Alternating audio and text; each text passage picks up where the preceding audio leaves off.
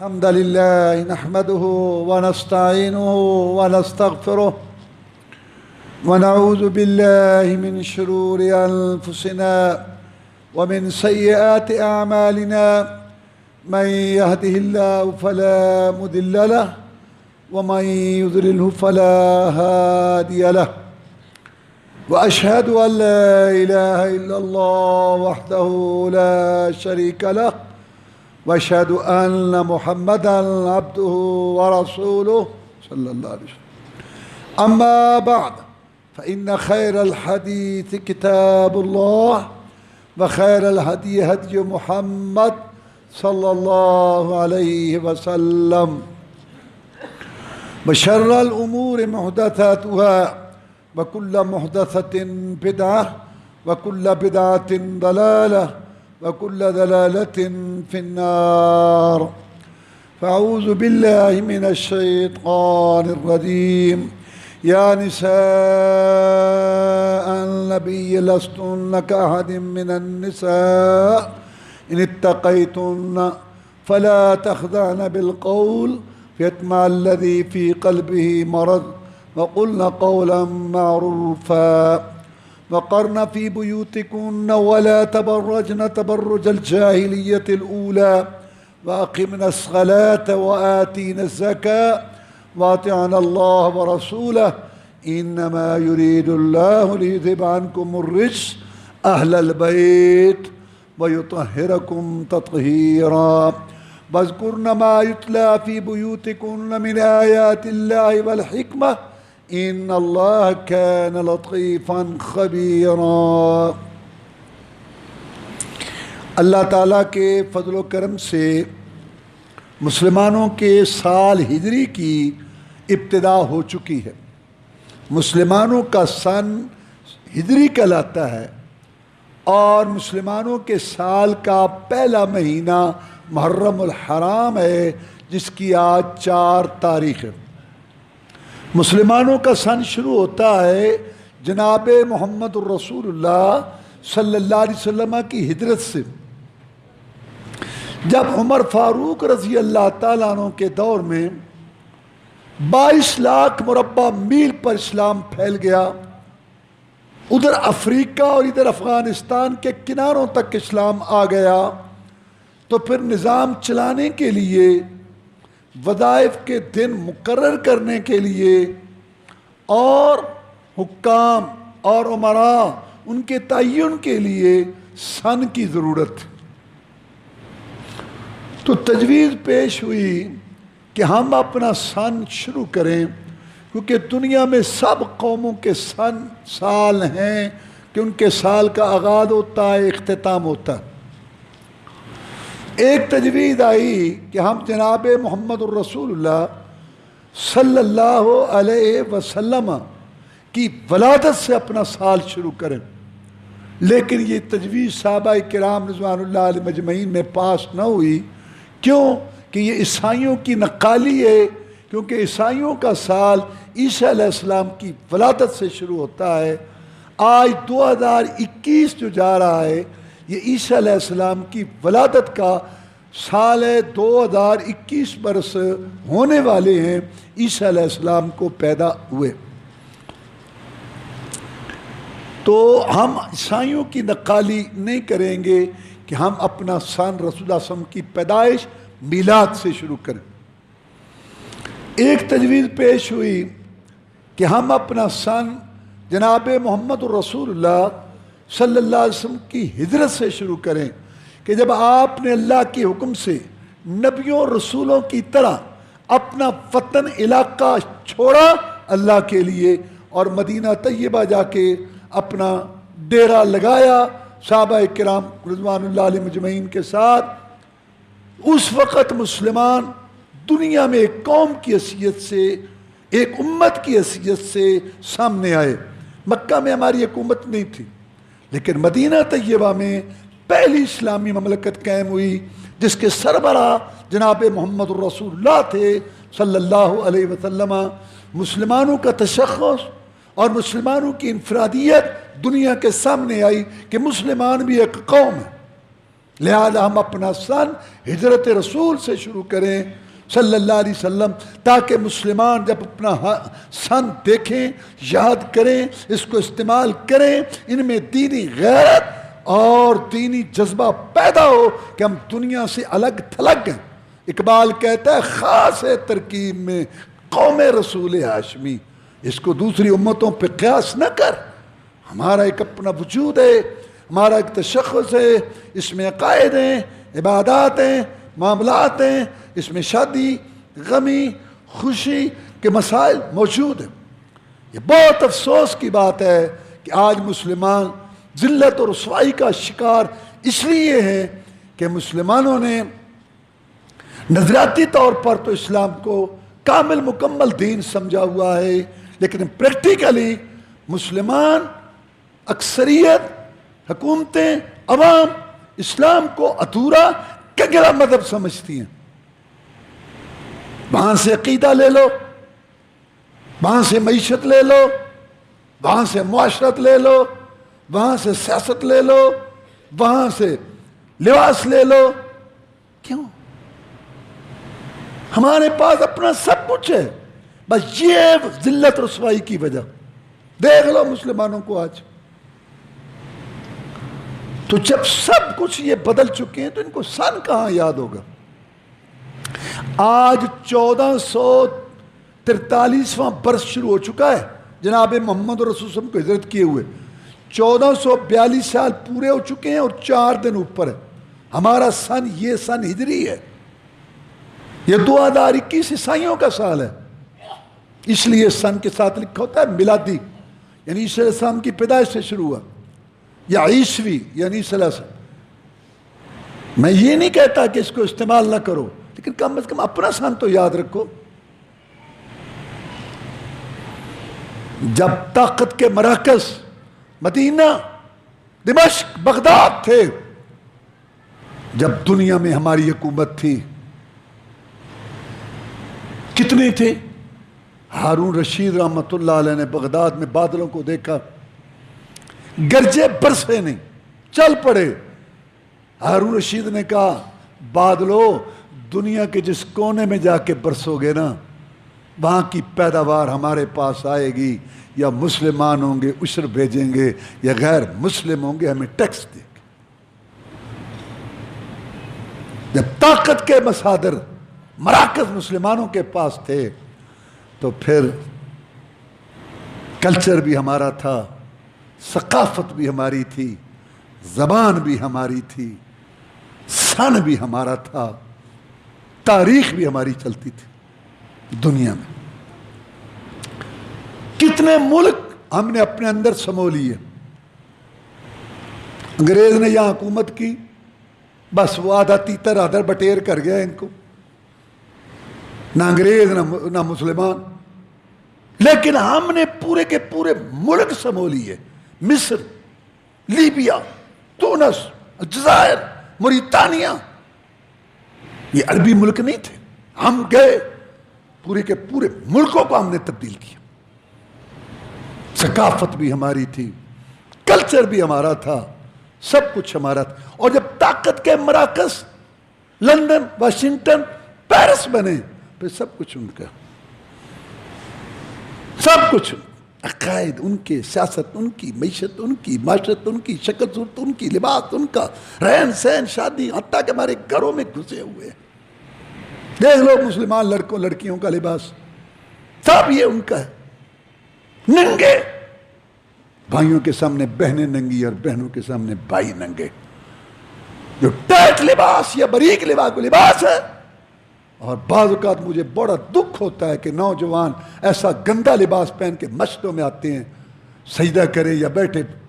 کیا میں آپ کو بتاؤں، کیا یہ سب کچھ ان کا، سر سے لے کے پاؤں تک اور گھر سے لے کے اقتدار کے ایوانوں تک سب کچھ ان کا ہو چکا ہے۔ مسلمانوں کو بس عید رمضان یاد ہے، اپنا سر انہوں نے کیا دیکھنا، سارا کچھ ہی ختم کر چکے ہیں۔ اللہ تعالیٰ ہمارے حال پر رحم فرمائے۔ اقبال 80 سال پہلے کے قریب کہہ گیا، وضع میں تم ہو نصارا تو تمدن میں ہنود، یہ مسلمان ہیں جنہیں دیکھ کے شرم آئے یہود۔ पंजाबी च कहते हैं जिदे घर दाने उनके कमले भी सियाने। तो मैं ये सन की अहमियत बताना चाहता था कि हमारा सन शुरू हो चुका है। 1442 बरस और आज चौथा दिन है रसूल आसम को मक्का छोड़े हुए। मुहर्रम उल हराम मुसलमानों के साल का पहला महीना। हर कौम जब अपना सन शुरू करती है या उनका सन शुरू होता है तो गौर फिक्र करते क्या खोया क्या पाया, क्या कमी रह गई। ये जिंदा कौमों का उसूल दस्तूर है। लेकिन हमारे यहाँ अजीब सा तस्वर है, जो मुहर्रम आते खौफ फिरा टसल लड़ाई जुल्म मुनाफिक पता नहीं क्या ये सारा सिलसिला शुरू हो जाता। ये अजीब सा माहौल बना लिया हमने। मुहर्रम उल हराम का मकाम अल्लाह के यहाँ मुतय्यन है। अल्लाह ताला ने इरशाद फरमाया 10वां पारा, इन इद्दत अश्शुहूर इंदल्लाह 12 शहरन फी किताबिल्लाह यौम खलक़ अस्समावाति वल अर्द मिनहा अर्बअतुन हुरुम ज़ालिक अद्दीनुल क़य्यिम फला तज़लिमू फ़ीहिन्ना अनफुसकुम वक़ातिलुल मुशरिकीन काफ़्फ़ा कमा युक़ातिलूनकुम काफ़्फ़ा वअलमू अन्नल्लाह मअल मुत्तक़ीन।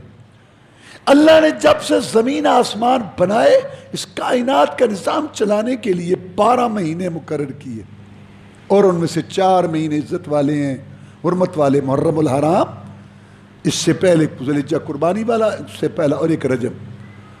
उस वक़्त से इसका मकाम मुतय्यन है अल्लाह के यहाँ। जब आदम अलैहिस्सलाम भी पैदा नहीं हुए थे और उनकी औलाद में भी कोई नहीं आया था।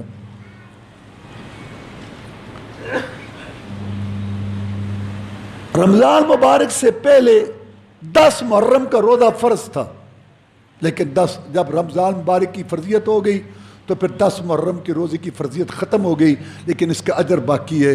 रसूलुल्लाह सल्लल्लाहु अलैहि वसल्लम ने फरमाया 10 मुहर्रम का रोज़ा 1 साल के गुनाहों की माफ़ी का ज़रिया सबब बनता। दुनिया में कोई भी वाक़या होगा अच्छा या बुरा तो इन्हीं 12 महीनों में होगा। मुसलमानों के लिए भी कई वाक़यात खुशी के हुए और कई परेशानी के। मुहर्रम उल हराम में भी 2 बड़े वाक़े हुए जो मुसलमानों के लिए परेशान कुन। एक तो यकम मुहर्रम को जब मुराद रसूल सल्लल्लाहु अलैहि वसल्लम दामाद अली फाते रूम ईरान मुसल्ले रसूल पे शहीद हुआ, उस पे वार हुआ उमर फारूक रज़ी अल्लाह। और दूसरा दर्दनाक वाक़या 10 मुहर्रम को जब कूफे वालों ने जनाब हुसैन रज़ी अल्लाह अन्हु को बुलाया कि हम तेरे हाथ पे बैत करते हैं, फिर बदल गए और जनाब हुसैन रज़ी अल्लाह ताला अन्हु उनके हाथों शहीद हुए। बुलाकर उन्होंने हुसैन रज़ी अल्लाह ताला को मजबूर किया कि अभी बैत करो, इसी वक्त बैत करो। हुसैन की गैरत ने गवारा ना किया रज़ी अल्लाह कि बदअहद लोग ये कूफे वाले, इनके हाथ पे मैं बैत करूं हुकूमत के लिए। जनाब हुसैन रज़ी अल्लाह ताला 10 मुहर्रम को शहीद हुए। ये 2 वाक़े मुसलमानों के लिए बड़े परेशान कुन और सदमे वाले।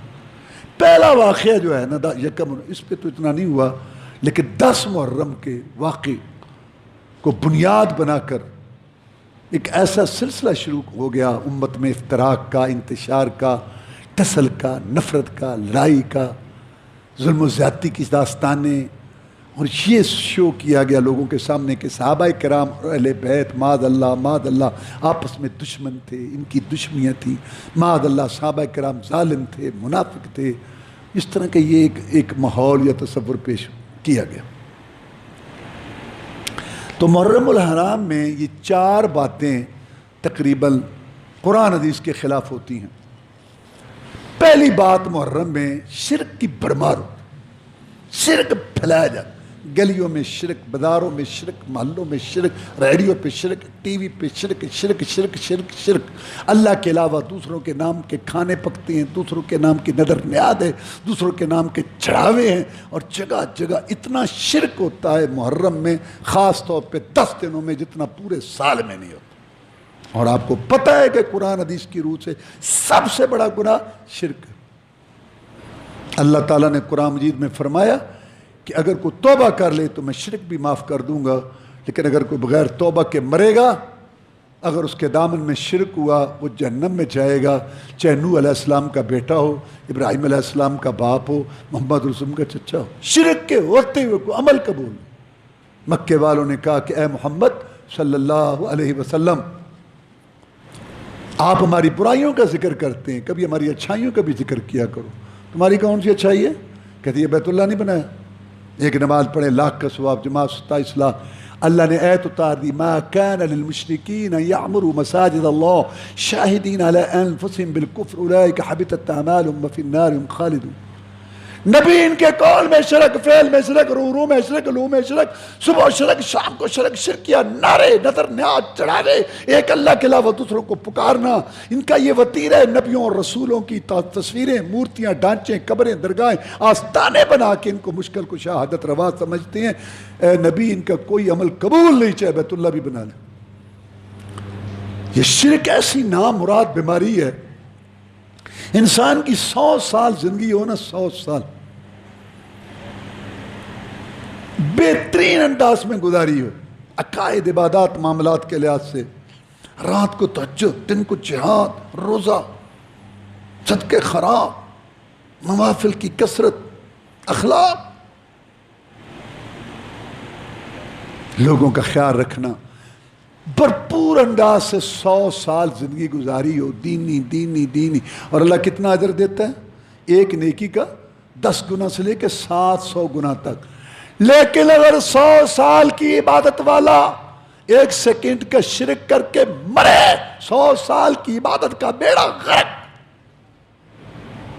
ان الشرک لظلم عظیم، شرک بہت بڑا ظلم ہے۔ ظلم عربی کا لفظ ہے، کیا معنی ظلم کا؟ وضع شے فی غیر ملی، اس کا حق اس کو دینا، اس کا حق لے لینا، یہ جی۔ اور جب مخلوق کا حق مخلوق کو دو، مخلوق کا حق تم لو، یہ ظلم۔ تو جب خالق، مالک، رازق کا حق اس کے بندوں، مجبوروں، بے بسوں، بے کسوں، محتاجوں، فقیروں، کنگلوں، مغزوں کو دینا، اس سے بڑا ظلم کیا ہوگا؟ اس لیے شرک کو کہا گیا کہ بہت بڑا ظلم ہے۔ رسول اللہ صلی اللہ علیہ وسلم نے فرمایا، میں تمہیں بتاؤں سب سے بڑا گناہ کیا ہے؟ جناب بتاؤ، میں اللہ کے ساتھ شرک کرنا۔ اس نے تمہیں پیدا کیا، دیکھنے سننے والا بنایا، تیرا قد کاٹ بنایا، تجھے سب کچھ دیا، جو تو جھکے تو کسی اور کے آگے، مانگے تو کسی اور سے، نظر نہ چڑھاوا چڑھائے تو کسی اور۔ 13 سال نبی کے اسی پر لگے، سارا اسلام مدینے میں آیا، مکہ میں یہی ایک بات تھی جو نبی سمجھاتا رہا۔ اور یہ ایسا مسئلہ ہے، قرآن کی ہر سورت، ہر پارے، ہر آیت، ہر صفحے پر عقلی نقلی دلائل، ظاہری باطنی دلائل۔ دیکھ لو پاکستان کا مطلب کیا، لا الہ الا اللہ، ملک میں منظم طور پر شرک پھیلایا جائے۔ اور دوسرا کام غلط، دین کی بنیاد دلیل پر ہے۔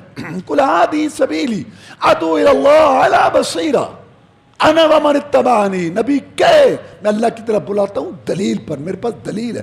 جب میں کہتا ہوں ایک اللہ کے آگے جھکو، ایک اللہ سے مانگو، تو میرے پاس دلیل ہے، کیونکہ خالق وہ ہے، مالک وہ ہے، رازق وہ ہے۔ اور جب میں کہتا ہوں نا صرف میری اطاعت تابعداری کر، تو میرے پاس دلیل ہے، کیونکہ میں رسول ہوں، وہی میرے پاس آئی ہے، اور رب کے سلام مجھے آئے ہیں۔ دلیل۔ اگر ایک آدمی نے ایک حدیث بیان کی ہے نا، خوش ہو جاؤ، جو تمہارے پاس ایک چیز ہے نا مسلمانوں، وہ یہودیوں عیسائیوں کے پاس نہیں ہے۔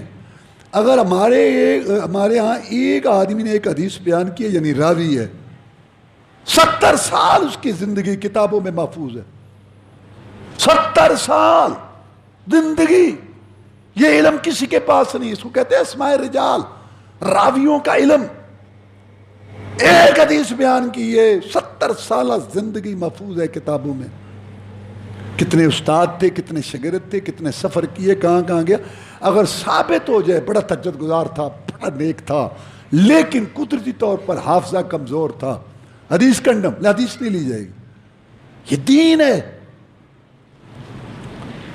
امام رازی کی کتاب ہے الجرح والتعدیل، اتنی موٹی موٹی 9 جلدیں ہیں، اس کا موضوع صرف راویوں کے حالات ہے۔ امام بخاری کی کتاب ہے تاریخ کبیر، 7 جلدوں میں صرف راویوں کے حالات ہیں۔ میں کہنا یہ چاہتا ہوں کہ دین دلیل پر ہے، لیکن محرم میں سنت کی توہین ہوتی ہے.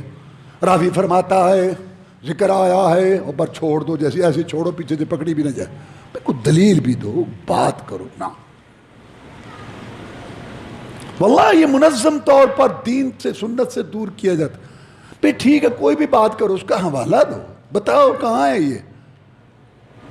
اور تاریخ کوئی دلیل نہیں ہے، دلیل قرآن اور حدیث ہے. تاریخ میں سچی باتیں بھی ہیں، جھوٹی بھی ہیں.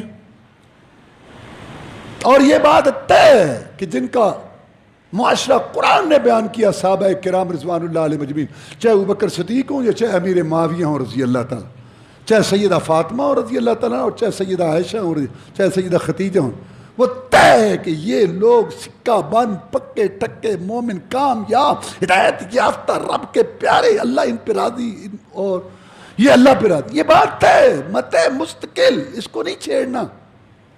بعد میں ٹھیک ہے باتیں کرو جس کی کرنی، لیکن بغیر دلیل کے بس چھوڑنا. جھوٹی سیدھی باتیں، صحابہ معاذ اللہ یہ کرتے تھے وہ کرتے تھے.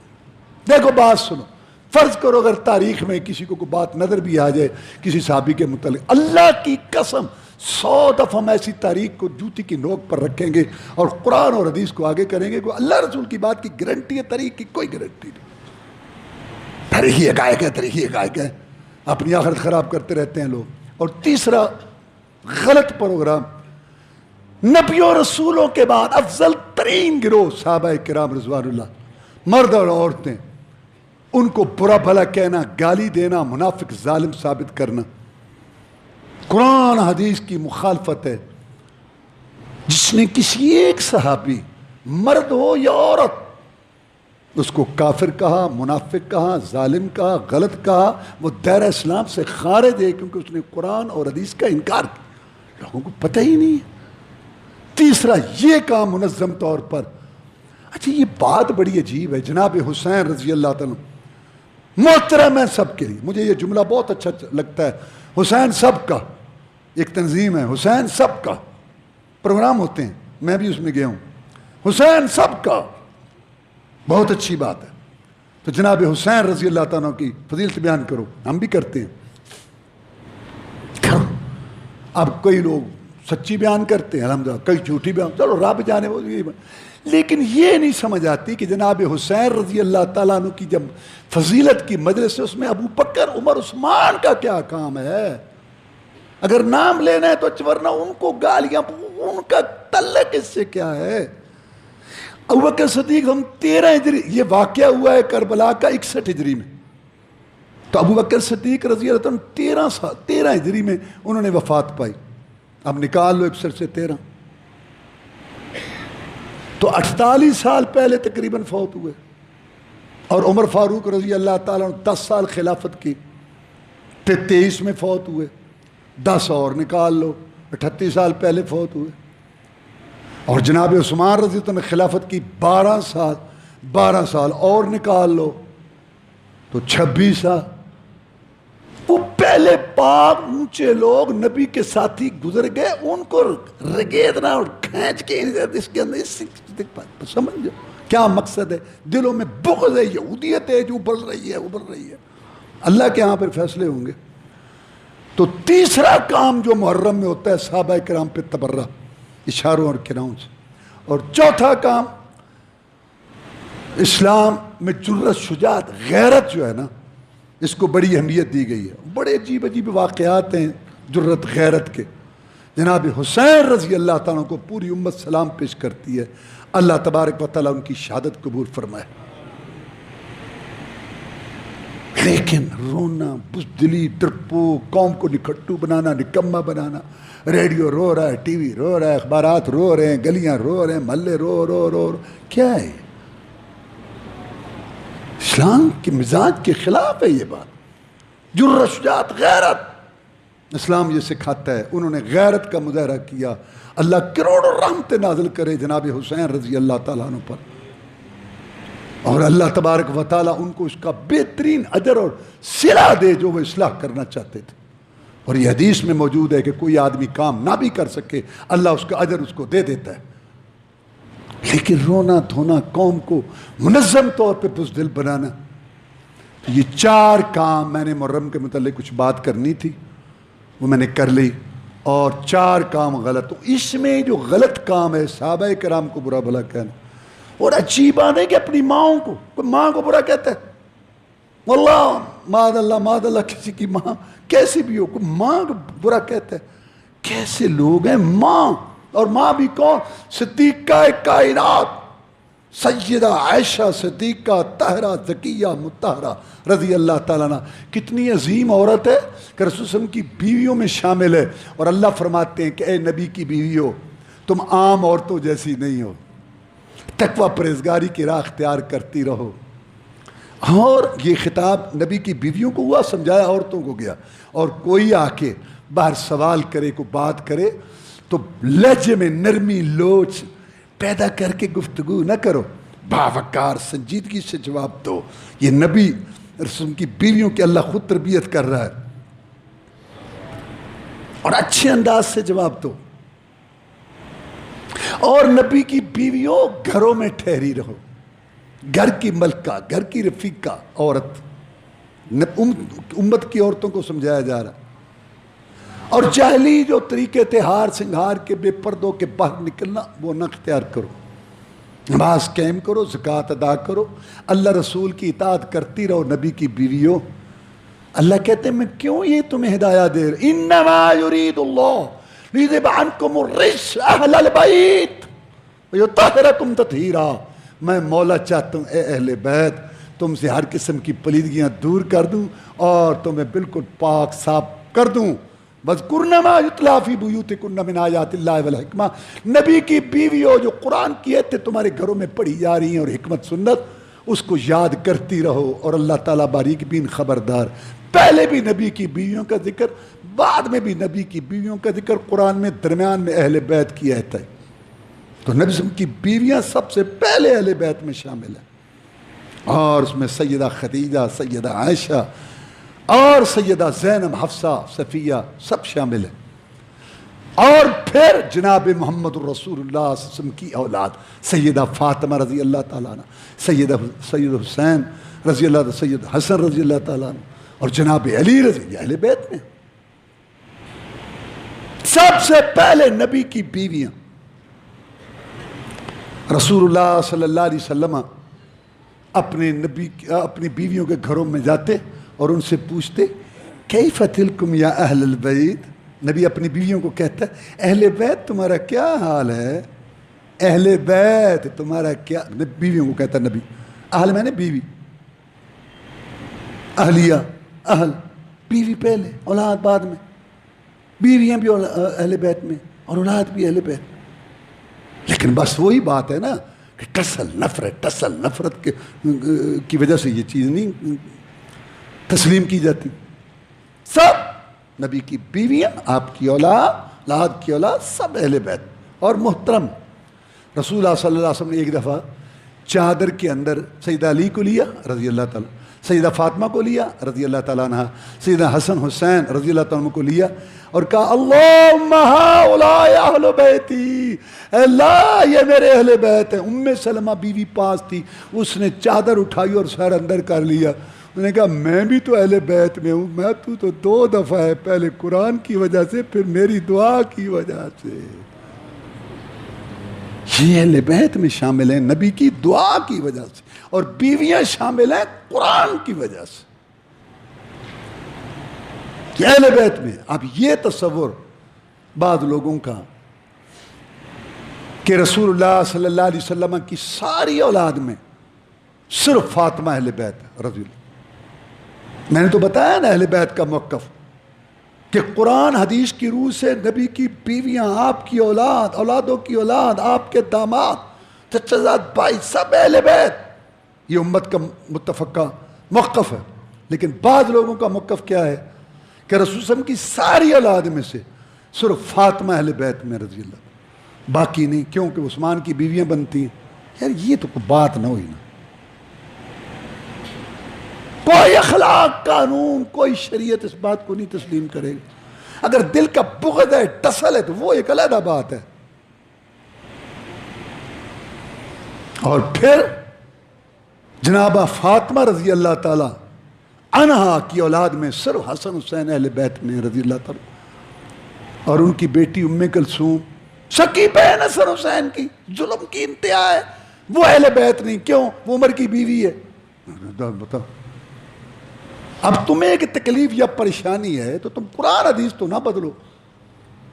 اقبال اس لیے تو کہتا ہے خود بدلتے نہیں، قرآن کو بدل دیتے ہیں، ہوئے کس قدر بے توفیق فقیان حرم۔ یہ کیا موقف ہے کہ حسن حسین صرف اہل بیت میں رضی اللہ تعالیٰ؟ چلو ٹھیک ہے، پھر حسن اہل بیت میں ہے رضی اللہ، ان کی ساری اولاد اہل بیت سے خارج ہے، کوئی بھی نہیں اس کی اولاد میں اہل بیت۔ اور جناب حسین رضی اللہ تعالیٰ، جن لوگوں کا یہ غلط موقف میں ان کا بتا رہا ہوں، میں صحیح موقف پہلے بتا چکا ہوں کہ قرآن حدیث کی روح سے نبی صلی اللہ علیہ وسلم کی ساری بیویاں، ساری اولاد، اولاد کی اولاد، چچا داد بھائی، سارے داماد اہل بیت میں۔ صحیح موقف یہ ہے، لیکن تصل نفرت والا، بغض عداوت والا موقف وہ بیان کر رہا ہوں۔ حسن رضی اللہ عنہ کی ساری اولاد اہل بیت سے خارج، اور جناب حسین رضی اللہ عنہ اہل بیت میں ہے، حسن بھی اہل بیت میں، تو حسین رضی اللہ عنہ کے بیٹے زین العابدین اہل بیت، باقی ساری اولاد خارج۔ اور زین العابدین رحمت اللہ علیہ کے بیٹے باقر یہ اہل بیت میں ہیں، باقی نہیں، اور ان کے بیٹے جعفر اہل بیت، باقی نہیں۔ اور جہاں 12 پورے ہوئے اہل بیت ختم، یہ کیا ہے؟ کیا ہے؟ کون مانے گا اس کو؟ کوئی اخلاق، کوئی قانون، کوئی دلیل، کوئی شریعت اس ادھورے موقف کو مانے گا کہ اہل بیت کی تم نے تفریق کر رکھی؟ بس وہی بات اپنے مزاج کے مطابق۔ خیر، یہ ایک بات میں نے آپ کو بتانی تھی کہ نبی کی بیویاں ساری اہل بیت میں، اور اس میں نمایاں نام ہے صدیقہ کائنات سیدہ عائشہ صدیقہ رضی اللہ تعالیٰ۔ اور اللہ نے فرمایا وَأَزْوَاجُهُ أُمَّهَاتُهُمْ، نبی کی بیویاں ان کی مائیں ہیں، سیدہ عائشہ بھی ماں ہے پوری امت کی رضی اللہ تعالیٰ۔ ابو سلمہ صحابی کہتے ہیں سیدہ عائشہ صدیقہ رضی اللہ تعالیٰ کا مقام بیان کرتے ہوئے کہ عائشہ صدیقہ رضی اللہ تعالیٰ عنہ کو رسول اللہ صلی اللہ علیہ وسلم نے کہا کہ عائشہ جبریل آیا ہے تمہیں سلام کہتا ہے۔ عائشہ صدیقہ رضی اللہ تعالیٰ نے کہا جناب میرا بھی سلام ان کو کہہ دیں، کیونکہ آپ تو ان کو دیکھ رہے ہیں، میں نہیں دیکھ رہا۔ عمر بن عاص کہتے ہیں رضی اللہ تعالیٰ عنہ کہ میں نے رسول اللہ صلی اللہ علیہ وسلم سے پوچھا کہ اللہ کے رسول صلی اللہ علیہ وسلم پوری دنیا میں آپ کو سب سے پیارا کون ہے؟ فرمایا عائشہ رضی اللہ تعالیٰ۔ یہ بخاری شریف کی روایت۔ اس نے کہا من الرجال، میں مردوں میں سے پوچھ رہا ہوں۔ فرمایا ابوا، اس کا باپ ابو بکر رضی اللہ تعالیٰ۔ رسول اللہ صلی اللہ علیہ وسلم فرماتے ہیں عائشہ رضی اللہ تعالیٰ، نکاح سے پہلے نا تو مجھے خواب میں دکھائی گئی تھی، ایک فرشتہ خواب میں آیا اور میرے سامنے ریشمی کپڑے کے اندر تو موجود تھی، اور مجھے اس نے کہا یہ تیری بیوی ہے دنیا اور آخرت میں۔ سیدہ عائشہ صدیقہ رضی اللہ تعالیٰ عنہ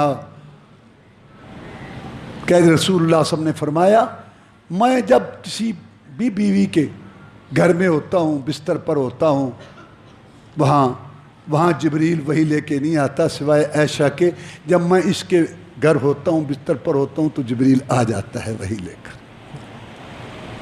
ابو موسیٰ کہتے ہیں رضی اللہ تعالیٰ عنہ کہ رسول اللہ صلی اللہ علیہ وسلم نے فرمایا کہ سیدہ عائشہ رضی اللہ تعالیٰ عنہ کی فضیلت پوری دنیا کی عورتوں پر ایسے ہے جیسے سرید کھانے کی فضیلت سارے کھانوں پر، کیونکہ عربوں کے ہاں سرید کھانا بہت ان کو پسند اور مرغوب تھا کہ گوشت پکا ہوا اس کے شوربے میں اور گوشت کے ٹکڑوں میں روٹی کے ٹکڑے ڈال کے پگو کے اور اس طرح ایک سرید بنا کے اس کو کھانا، یہ سرید ہے۔ جیسے سرید کی فضیلت سارے کھانوں پر ہے، ایسے عائشہ کی فضیلت ساری عورتوں پر ہے رضی اللہ تعالیٰ۔ ایک دفعہ سیدہ عائشہ صدیقہ رضی اللہ تعالیٰ نے عرض کی کہ اے اللہ کے رسول صلی اللہ علیہ وسلم، یہ جو قرآن مجید کی آیت ہے والذین آتوا وقلوبہم وجلہ، جو لوگ عمل کرتے ہیں اور ان کے دل ڈرتے ہیں، یہ سورہ مومنون کی آیت ہے وہ لوگ جو عمل کرتے ہیں اور ان کے دل ڈرتے ہیں، کام کرتے ہیں دل ڈرتے ہیں، یہ وہ لوگ ہیں جو شرابیں پیتے ہیں اور ڈرتے ہیں، چوریاں کرتے ہیں، چوری کا عمل کرتے ہیں ڈرتے ہیں۔ فرمایا لا یا بنت صدیق، نہیں ہے صدیق کی بیٹی، یہ رسول نے لقب دیا ابو بکر کو صدیق کا، اور صدیق کی بیٹی عائشہ صدیقہ کائنات رضی اللہ تعالیٰ، اے صدیق کی بیٹی نہیں، یہ وہ لوگ ہیں جو نمازیں پڑھتے ہیں اور صدقے کرتے ہیں۔ جناب ڈرتے کیوں ہیں؟ کہتا ہے ڈرتے اس لیے ہیں کہ پتہ نہیں اس بے پرواہ نے نیکی قبول بھی کی ہے کہ نہیں کی۔ دیکھو ہمیں امید ہے، ہم نیکی کرتے ہیں کہ اللہ مہربان ہماری نیکی قبول کرے گا، لیکن گارنٹی تو نہیں، ہمارا پابند تو نہیں ہے نا، اس لیے کرتے بھی رہو ڈرتے بھی رہو، عبادت کرو، عبادت کا گھمنڈ ذہن میں نہ آئے، دعا کرو یا اللہ میری عبادت میں جتنی کر سکا اس کو قبول کر لیں۔ تو رسول اللہ صلی اللہ علیہ وسلم نے لقب دیا صدیق، اور یہ صدیق کی بیٹی ہے، صدیقہ کائنات۔ کتنا علم تھا اس کے پاس۔ عمر فاروق رضی اللہ تعالیٰ کے دور میں مجلس صحابہ کرام کی رضوان اللہ علیہ مجمعین کی جمتی، کوئی نہ کوئی مسئلہ پیش ہوتا، بھئی کسی کو کوئی یاد ہے حدیث،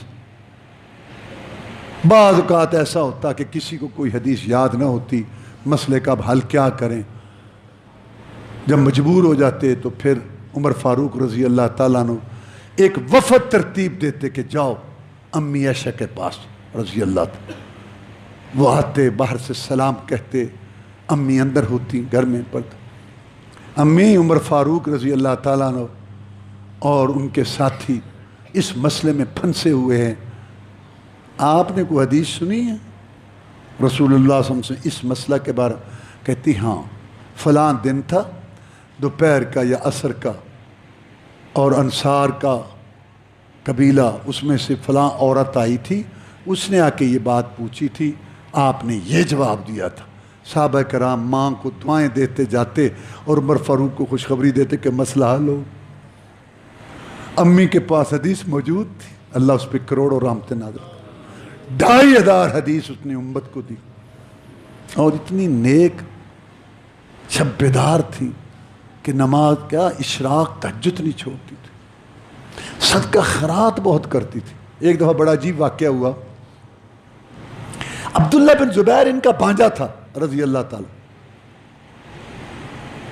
تو وہ ماں بھی تھی، خالہ بھی تھی، اور رسول اللہ صلی اللہ علیہ وسلم کی بیوی بھی تھی، عبداللہ بن زبیر کے رسول کی بیوی تھی، کی خالہ تھی، خالہ ماں ہوتی ہے حدیث میں، الخالہ مدل تو خالہ ماں کی طرح ہوتی ہے، تو وہ بہت ماشاءاللہ صاحب حیثیت تھے، بہت ساری رقم بھیجتے کہ رسول اللہ صلی اللہ علیہ وسلم ہے نہیں، میری خالہ ہے، میری ماں ہے، تو ان کو بھیجتے پیسے کہ اپنا خرچ کریں، کھائیں پئیں، میری ماں کھائے، خالہ وہ صدقہ کر دیتی، وہ صدقہ کر دیتی۔ عبداللہ بن زبیر کو پتہ چلا رضی اللہ تعالیٰ، میں بھیجتا ہوں ان کے لیے کہ میری ماں کھائے، اور یہ سارا لوگوں کو کھلا دیتی ہے۔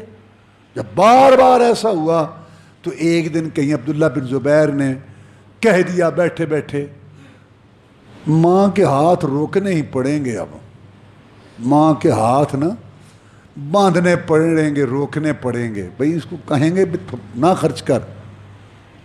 بس عائشہ صدیقہ رضی اللہ کو پتہ چلا کہ میرے ہاتھ رسول اللہ نے نہیں روکے تھے، یہ مجھے پیسے دیتا ہے، میرے ہاتھ روکتا ہے، اللہ کی قسم ایسے کلام نہیں کروں گی، میں نہیں بولوں گی، لے جا اپنے پیسے، مجھے نہیں چاہیے، میں اپنی آخرت بنا رہی ہوں۔ عبداللہ بن زبیر کو پتہ چلا، بڑے پریشان ہوئے، اب وہ سلو کرنا چاہتے تھے، مانتے نہیں تھے، تجھے ضرورت کیسی ایسی؟ میں رسول اللہ نے میرے ہاتھ نہیں روکے رضی اللہ، میں جیسے مجھے جو ہوتا جیسے میں چاہتی کرتی۔ اب انہوں نے بڑے بڑے صحابہ سے رابطہ کیا، ماں سے صلح کرا دو۔ انہوں نے کہا کہ بات سنو، ہم جائیں گے عائشہ صدیقہ کے پاس رضی اللہ تعالیٰ، ہم سلام کہیں گے، سلام کے بعد ہم اجازت لیں گے آنے کی. تو عائشہ صدیقہ پردے میں ہو جاتی تھی, جگہ تھی, بیٹھے مسائل پوچھنے ہوتے تھے. تو جب ہم اجازت لیں گے نا کہ ہم آ جائیں, کیونکہ ہم کہیں گے ہم یعنی ہم لوگ, ایک نہیں نا کئی, جب ہم کہیں گے نا ہم آ جائیں, وہ کہے گی آ جاؤ, تو بھی ہمارے ساتھ آ جانا. چلے جائیں گے, ہم پردے کے اس طرف ہوں گے کیونکہ ہم سے تو وہ پردہ کرتی ہیں, پردہ ہونا چاہیے. ہم اس طرف ہوں گے, تو ہمارے ساتھ جا کے تھوڑی دیر بعد کپڑا پردہ اٹھا کے جا کے ماں سے لپٹ جانا, ادھر سے ہم بات شروع کر دیں گے. ایسے ہی ہوا. عبداللہ بن زبیر ان کے ساتھ گئے ڈرتے ڈرتے رضوان اللہ علیہ اجمعین, اور سلام کا صحابہ کرام نے رضوان اللہ علیہ اجمعین, تو انہوں نے اجازت دی آنے کی. تو بس جب بیٹھے جا کے عبداللہ بن زبیر رضی اللہ تعالیٰ نے پردہ اٹھایا اور جا کے ماں کو لپٹ گئے, ادھر سے انہوں نے بھی پڑھنی آتی شروع کر دی قرآن مجید کی کہ اللہ تعالیٰ معاف کرنے والوں کو پسند کرتا ہے, معاف کر دیا جائے, معاف کر. عائشہ صدیقہ رضی اللہ تعالیٰ نے دیکھا عبداللہ بن زبیر کو پیار کیا, بھانجا تھا, معاف کر دیا. اس بات پر عائشہ صدیقہ رضی اللہ تعالیٰ نے کہا میں نے قسم اٹھائی تھی اور پوری میں نے نہیں کی. اب میں نے اس سے بولنا شروع کر دیا عبداللہ بن زبیر سے, ساری زندگی غلام آزاد کرتی رہی, سینکڑوں غلام آزاد کیے کہ اللہ میری یہ غلطی معاف کر دے.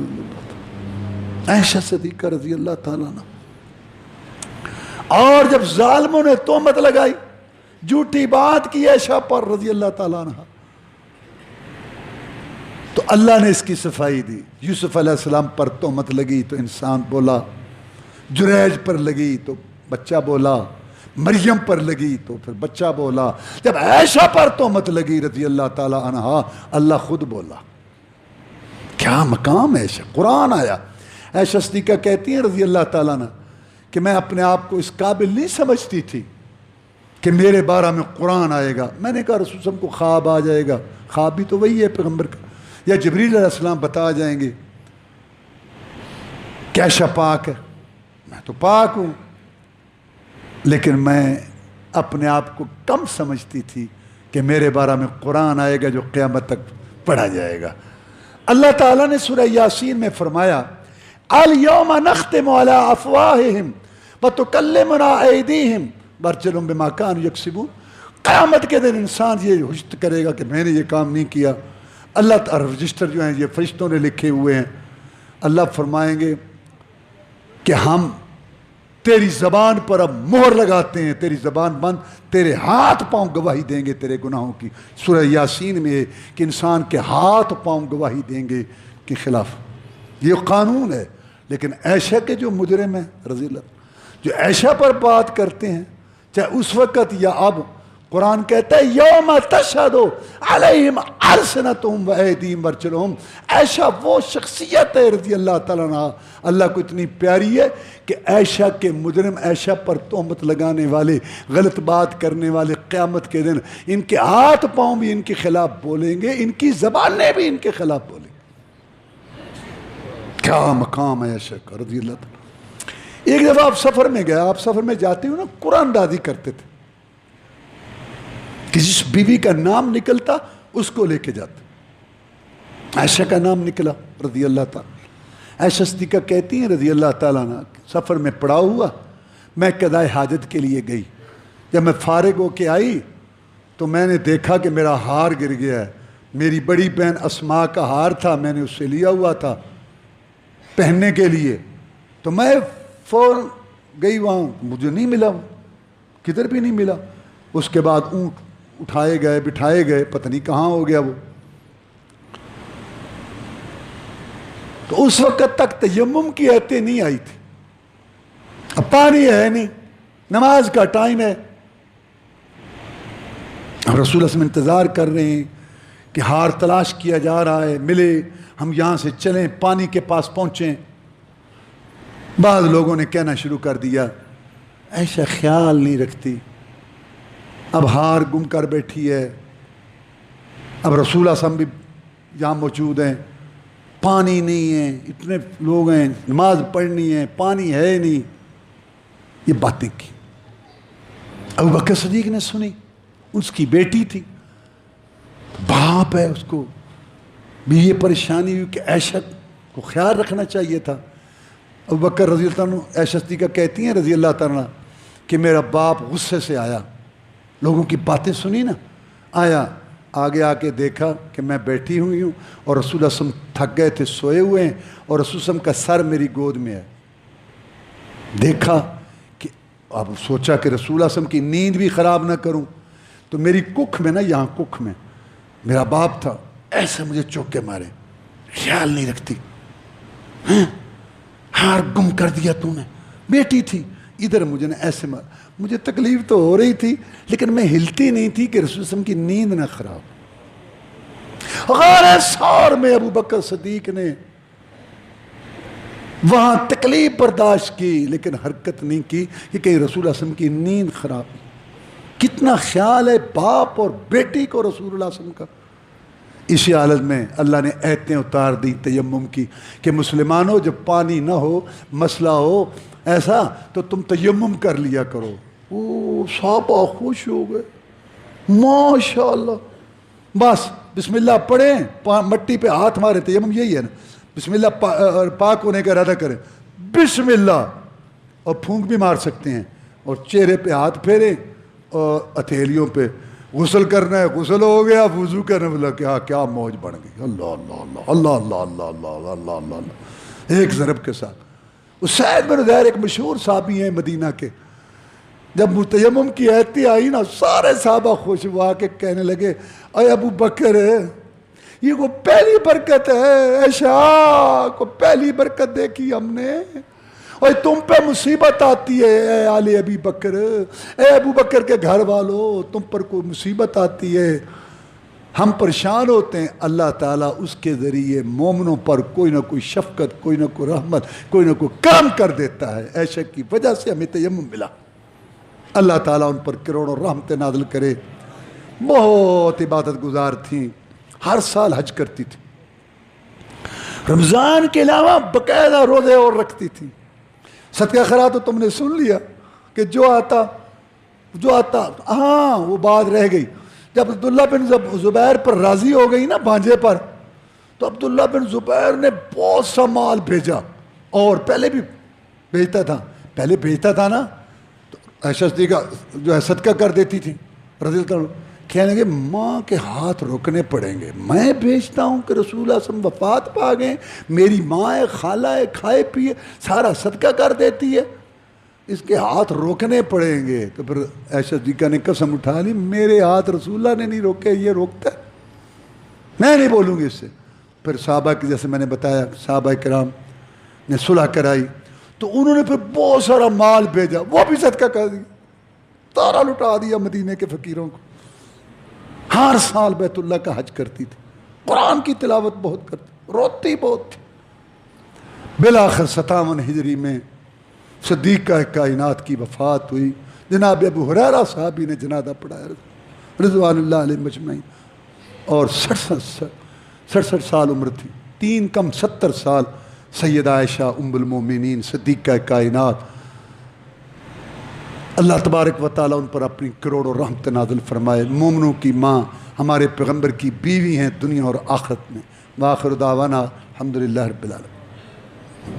سیئات اعمالنا من يهده الله فلا مضل له ومن يضلله فلا هادي له، واشهد ان لا اله الا الله وحده لا شريك له، واشهد ان محمدا عبده ورسوله صلى الله عليه وسلم۔ اما بعد فإن خير الحديث كتاب الله، وخير الهدي هدي محمد صلى الله عليه وسلم، وشر الأمور محدثاتها، وكل محدثة بدعة، وكل بدعة ضلالة، وكل ضلالة في النار۔ میں نے بتایا کہ محرم الحرام کا سان اور مہینہ، میں نے ساری بات کی، یہ ہمارا سال ہے ہجری۔ میں نے کہا اس میں کئی باتیں قابل اعتراض قرآن حدیث کے خلاف ہوتی ہیں، ان میں ایک یہ کہ صحابہ کرام، اہل بیت، رسول صلی اللہ علیہ وسلم کی بیویاں، ان کو معاذ اللہ برا بھلا کہا جاتا ہے کسی طرح۔ اپنی ایمان کی خیر مناؤ، جناب بکر، جناب عمر، جناب عثمان، جناب علی، عبد الرحمن، طلحہ، زبیر، عبد الرحمن بن عوف، حسن حسین رضی اللہ تعالیٰ عنہم، سیدہ ختیجہ، سیدہ فاطمہ، سیدہ عائشہ، سیدہ حفصہ، صفیہ رضوان اللہ علیہم اجمعین، یہ سب محترم ہستیاں ہیں۔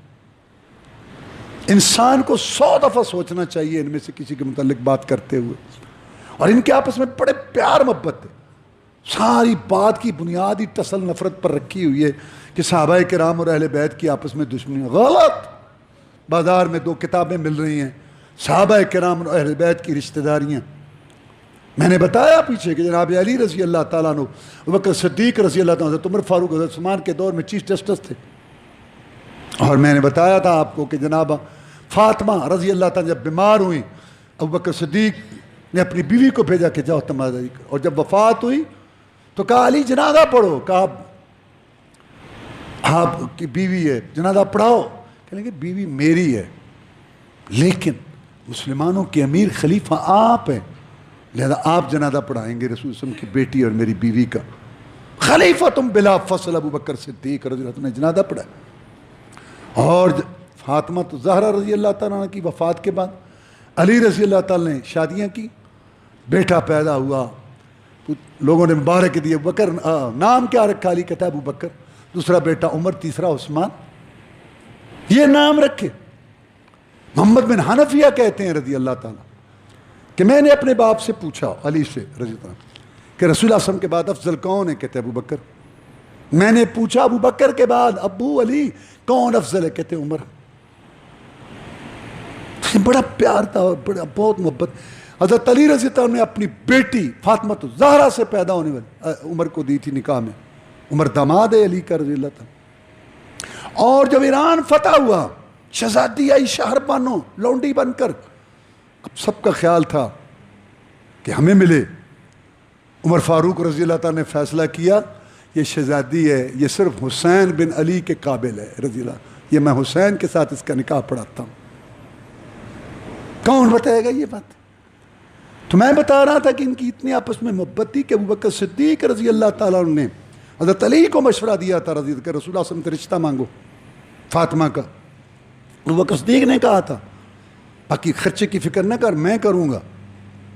جا کے جب بات کی علی رضی اللہ تعالیٰ نے تو رسول اللہ نے کہا ابوبکر کو بلاؤ، عمر کو بلاؤ، عثمان کو بلاؤ، ان کو بلاؤ، اور ان کے سامنے اپنی بیٹی کا رشتہ کیا علی سے رضی اللہ تعالیٰ، اور خرچہ ابوبکر صدیق نے کیا رضی اللہ۔ ایک دفعہ علی رضی اللہ تعالیٰ نے، میں بتا رہا ہوں کہ ان کے آپس میں محبتیں کتنی، ایک دفعہ علی رضی اللہ تعالیٰ نے ارادہ کیا کہ ابو لہب کی بیٹی سے میں شادی کرتا ہوں۔ فاطمہ الزہرا رضی اللہ تعالیٰ عنہ آئی رسول اللہ صلی اللہ علیہ وسلم کے پاس، ابو علی شادی کرنا چاہتا ہے ابو جہل کی لڑکی سے۔ رسول اللہ صلی اللہ علیہ وسلم آئے، خطبہ دیا، فرمایا میں حلال کو حرام نہیں کرتا، شادی جائز ہے، لیکن اللہ کے رسول کی بیٹی اور اللہ کے دشمن کی بیٹی اکٹھی نہیں ہوں گی۔ فاطمہ میرے جگر کا ٹکڑا ہے، اس وقت یہ بات فرمائی تھی، فاطمہ میرے جگر کا ٹکڑا ہے، جس نے اس کو پریشان کیا میں محمد کو پریشان کیا۔